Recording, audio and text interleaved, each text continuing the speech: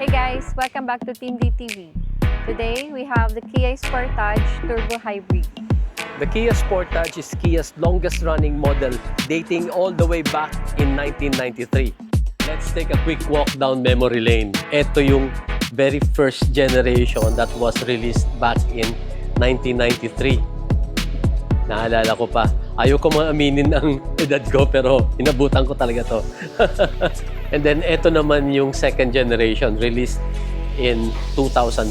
So medyo naging boxy yung front fascia niya, no? So now let's move to the third generation. So as you can see guys, merong mga demo units dito, no? These are from owners. Unfortunately, walang nakuhang display for the first gen and second generation. This is for the third generation. The third generation was released in 2010. Now this is the fourth generation. Ayan. Now finally, this is the fifth generation. So as explained to us by Kia, yung fifth generation that we have here right now is already the facelift. Yung pinakauna talagang fifth generation before the facelift, hindi na-release dito sa local market natin. The Kia Sportage Turbo Hybrid has two variants.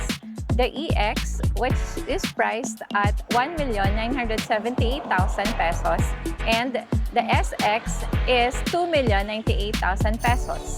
And this particular variant that we have here is the SX. Tara, pag-usapan natin. This particular color of this unit that we have here is called the Heritage Blue, which is exclusive to the SX variant. Now, there are three other colors that are available for both the SX and EX.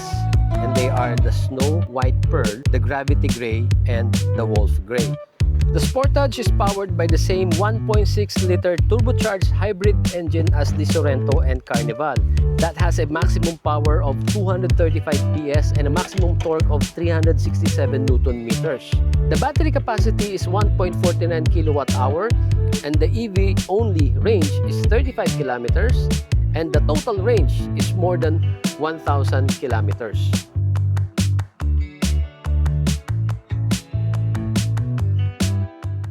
The first thing that you would notice in this facelifted fifth generation is that it is now wearing Kia's signature star map lighting, no?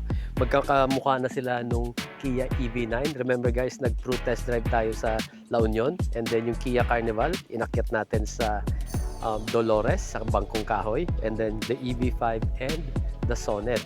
Pero ang pinakagusto ko dito sa front fascia is that meron siyang fog lamps. Ayan, no? Dalawang LED. This is very useful, especially dito sa mga roads natin na lalo na yung mga provincial road na asphalt, tapos umuulan, tapos wala masyadong street lights. Very helpful to. At isa pa, malakas ang busina. The rim size is 18. The width of the tires is 235/60 series. Hankook Dynapro HP2. Now, may konting pagkakaiba yung EX tsaka SX variant. So again, this is the SX variant. This one has 6 spokes. Yung EX, 4 na spokes lang. So from a distance, may pagka-squarish. Pero from a little bit farther distance, hindi mo na masyadong makikita or mapapansin yung pagkakaiba nila. The Kia Sportage Turbo Hybrid has Kia's Smart Power Tailgate, which is a true hands-free. Meaning, as long as you have the key fob with you, you stand here for about 3 seconds, it will automatically open. No waving, no kicking, no karate moves. Very convenient. Inside the Kia Sportage Turbo Hybrid is an all-black affair. Ayan, maganda. Soft touch material. Plastic. Leather. Power seat for the driver. Nice interior leather.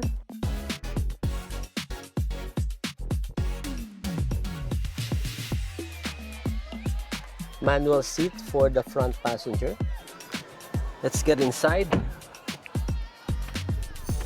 Comfortable. I like the feel of the cushion. Sakto lang. Maganda yung side bolsters niya. Medyo nakalabas ng konti. And I can really feel na I am being hugged. I am being safely secured here during, kapag tumatakbo tayo ng mabilis sa mga curves. And I also like the sitting position, magandang visibility.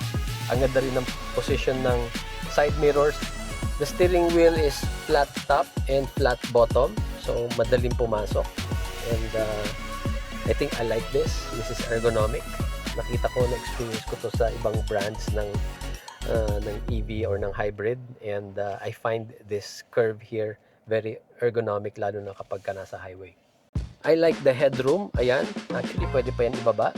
So, this is the lowest this seat can go. And let's see how high. Oh, nice. Oh, ang ganda ng leverage. So, kayang-kaya nito yung pinakamaliit at kayang-kaya din niya yung pinakamalaki. Alright, and then backward, how far can this go? Ayan, malayo. Hindi ko naabot yung pedal, honestly. So, siguro 6-footer, kasya pa dito.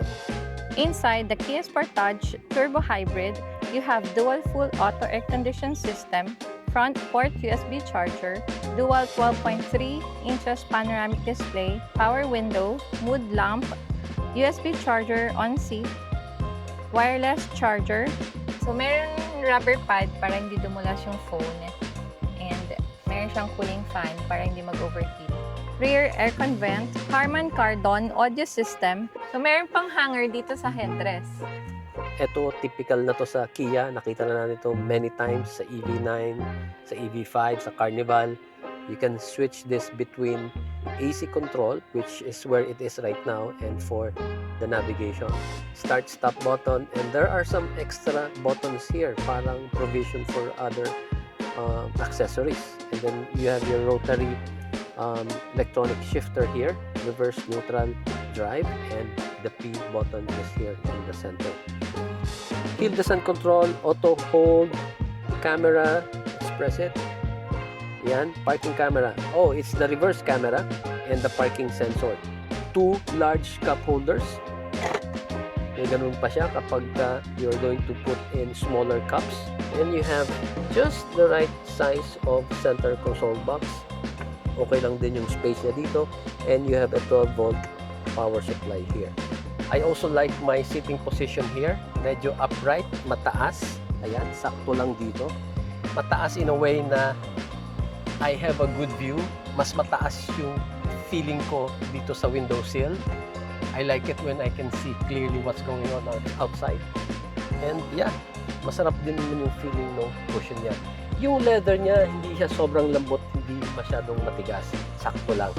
And then we have a center armrest here with two medium-sized cup holders or maybe small.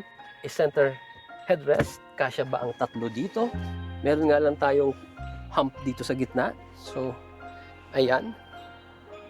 Let's see. Yeah, I think medyo masikip. 3 of me. Sakto lang. Kung close kaming tatlo, okay lang. Dikit-dikit kami. City driving, I think comfortable pa rin naman. The second row seats can be folded if you need more cargo space. Ayan. Ayan. Nice. So, this one locks into place. Okay, ang laki na bigla ng cargo space. You can roll this tonneau cover, ganyan. Ang laki na ng space mo. Now, if you need more vertical space and medyo nakaharang to, of course, this can be removed. And then here, sa trunk, tada! Good news! Meron tayong spare tire. Donut nga lang, but still, meron kang spare tire.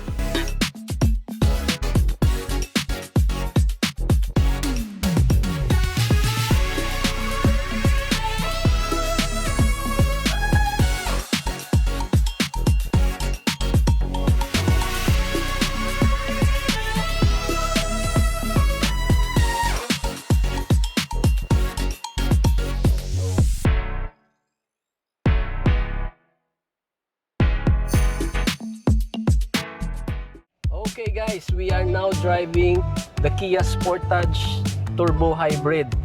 So, dito lang tayo sa, this is just a quick review, no? Dito tayo sa medyo controlled environment. This is not yet our pro test drive. So, hopefully later makapag-pro test drive tayo, then I can give you, or we can give you a more in-depth feedback yung ng driving dynamics nitong Kia Sportage, no? So just here dito lang tayo, may konting off-road. Ayan. 300, ilan nga ang torque nito? Mararamdaman mo eh, maarangkada siya. And eto, may konting rough road. Wow, sarap ng handling. Sarap ng suspension. Uy, ganda ah. Okay, Madam Pea, liliko tayo. Wow. Wow, magandang handling. And then preno. Nice. Masarap siyang laruin. Alam niyo kung bakit? Kasi hindi siya masyadong malaki. Sakto lang yung size niya. Ang sarap nitong pang city drive. Ayan. So may mga curves dito. Punta tayo dito sa medyo open road.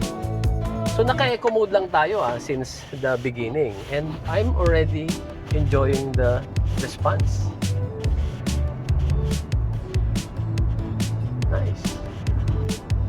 Yung suspension niya, I can feel the road.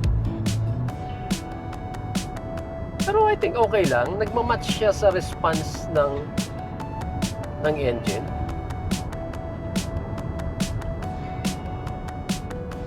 NVH is quite okay. Stopping power, okay naman. Ang ganda, pick up So guys, mas malakas ang torque nito kumpara kay Panchita natin. Ayan. Nice. Hindi ako nag-adjust or anything in terms of pag-maneuver. Ang sarap ng size niya. Sakto lang. So guys, like I said, hindi tayo masyadong magdadrive ng matagal kasi dito lang tayo sa limited space. This is not our pro test drive. And I also want to make sure na si Madam Pea makapag-test drive din. Oh, maliit ang turning radius. Okay lang. So anyway, pabalik na tayo. Drive mode, ilipat ko from Eco, Sport tayo. Nag-red ngayon yung dashboard ko. Oh.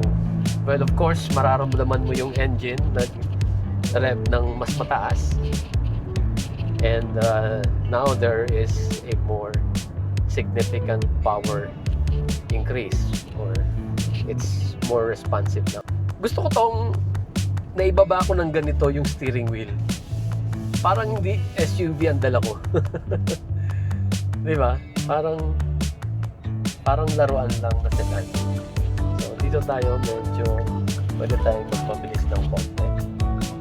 Oops, ganda ng turn. There you go. 60 lang tayo. Yun lang speed limit dito. Maganda. It feels planted. It feels solid.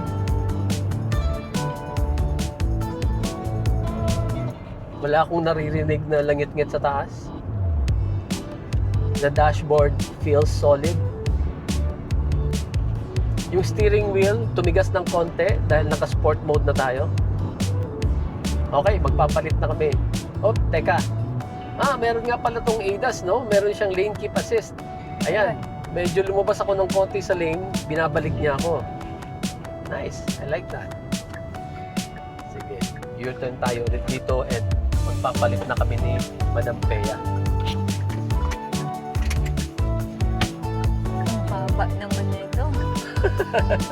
Kasi parang kung nasa race car eh. Ang feeling pag ganyan kababa eh. Okay. Ikaw, kung saan ka komportable eh. Paano ito matataas? Here. Yan, baba mo yan. Then pull. Oh, anong position gusto mo? Hindi na adjust yung tilt. Pero yung ano lang siya. Parang zoom in, zoom out lang siya. Okay na ta. Okay na yan sa'yo. O, tara na. Naka-sport mode ka. Gusto mo mag-eco muna? Echo lang. Ito, nandun sa left side. Dito. Okay, let's go.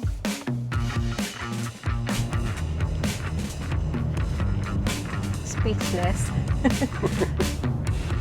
Ang ganda. Wait lang. Wow, ang gaan lang niya dalhin. Powerful nga to. May jogger ha. Nagja-jog. Iwasan mo. Ayan.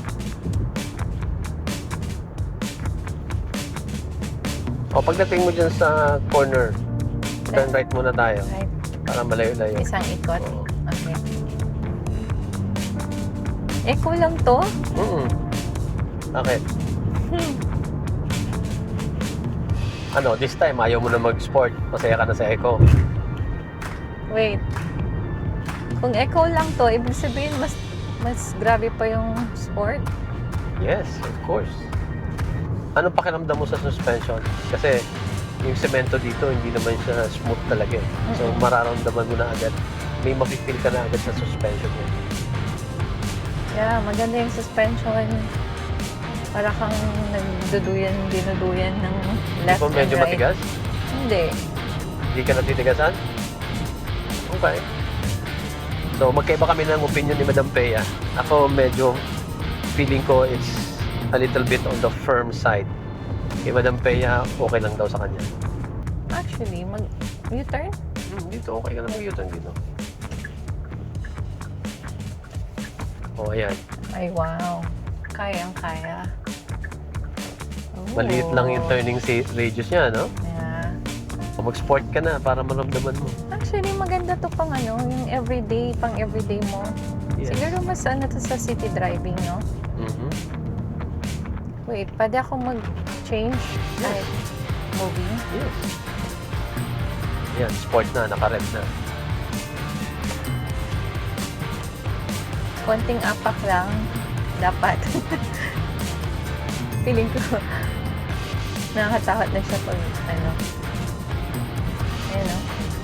Well, in terms of numbers, mas mataas ang numbers nito. Mas mataas ang torque nito kumpara kay Panchita.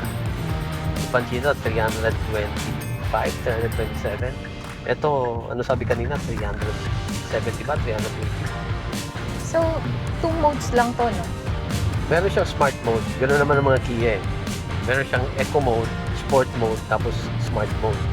Pag smart mode, parang na nagla-learn siya sa driving habit mo. Mabilis, subukan mo nang mabilis. Wow.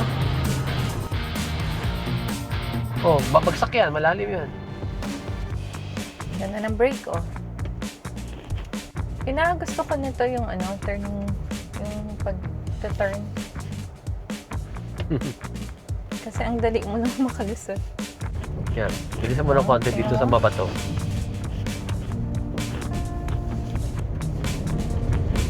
O, di ba? Ang lambot lang ng suspension niya. O ano, Madam Pea, kumusta? Okay ba? Yeah. Nag-enjoy ka? Super. Alright guys, so by the time that you are watching this, officially na-launch ng Kia and na-announce na rin yung price. No? Yeah. So if you are interested, visit your nearest Kia dealership and try to do a test drive. Pa-schedule kayo. And para you can also experience what we experience. Try nyo guys, maganda. Maganda. Ang nakikita ko dito, maganda siyang pang city driving because of the size, yung turning radius na nagustuhan ni Madam Pea. Medyo hati lang kami ng opinion in terms of the suspension. But don't get me wrong, although for me, it's a little stiff. Probably because nasanay ako kay Panchita na sobra namang lambot. Pero kay Madam Pea, para sa kanya daw, komportable. So, test drive nyo para makita nyo if it suits your taste. Alright? So, that's it guys. Hopefully, makapag-lend out kami nito at makapag-pro test drive tayo para mas in-depth yung may bibigay namin sa inyong feedback. Alright? Okay. Thank you guys for watching and as always, please drive safe. Bye.